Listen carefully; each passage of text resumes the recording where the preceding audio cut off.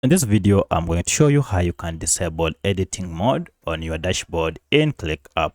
So if you have your dashboard in ClickUp and you like to share with your colleagues, but you don't want any changes to be made on the dashboard or on the cards, then the best thing to do is to go ahead and disable editing mode. To do so, it's quite simple. Just follow these instructions. If you find this video helpful, I'll kindly request that you support me by liking the video and also by subscribing to this channel. Alright, so the first thing you need to do is to go to dashboard and then choose the dashboard you want to disable editing mode.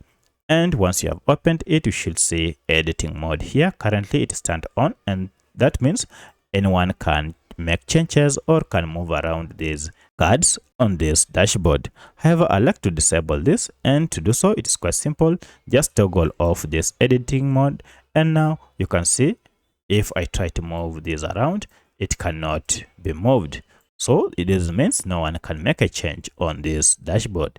So that's how you can disable editing mode on ClickUp dashboards. If you have any other question, kindly let me know in the comment section. Otherwise, thanks for watching and let's meet in the next video.